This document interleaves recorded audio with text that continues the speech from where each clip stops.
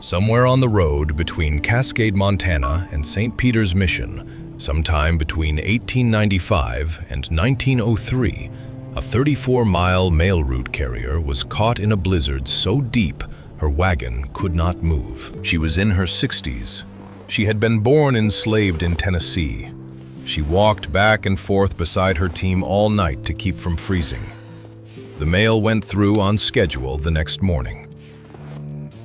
Her name was Mary Fields. She was born around 1832 in Hickman County, Tennessee, into slavery. She was emancipated at the end of the Civil War, freed at 33 years old by a war that decided her freedom without asking her. She arrived in Toledo, Ohio, by train in 1870 and went to work at the Ursuline Convent, washing laundry, managing the kitchen, tending the convent garden.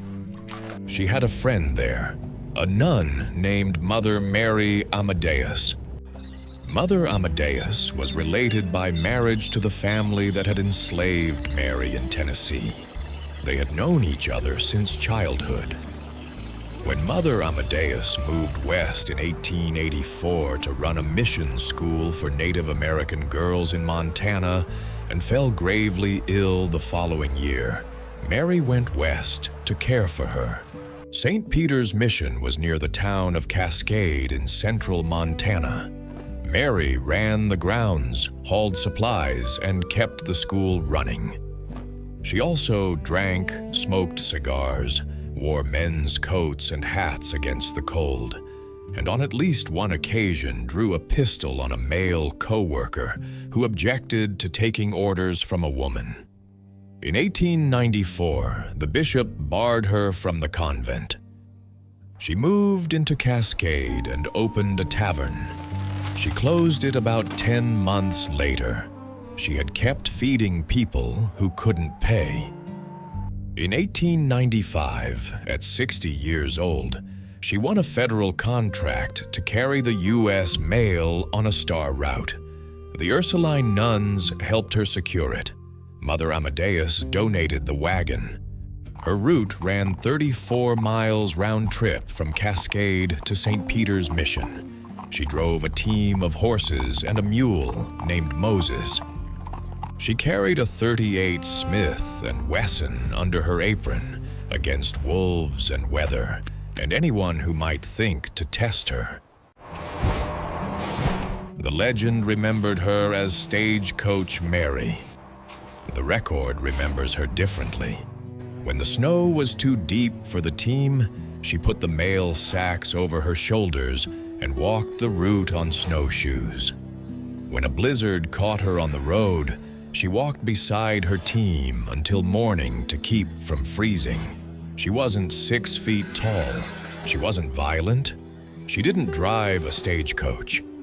The men who carried these routes were called expressmen, and they drove horse and wagon. She did her job for 8 years, 2 4-year contracts, never missed a day. Cascade closed its schools on her birthday. When Montana passed a law forbidding women from saloons, the mayor wrote her an exemption. When her house burned down in 1912, her neighbors rebuilt it by hand. She was the first African-American woman to carry the U.S. mail on a star route.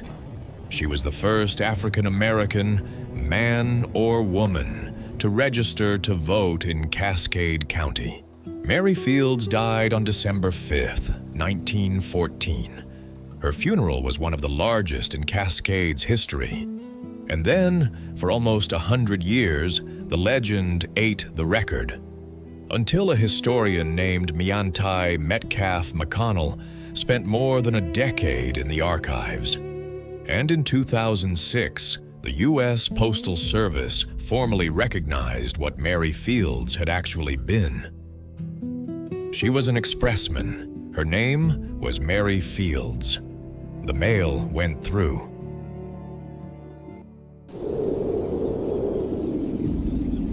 The land remembers what the books forgot.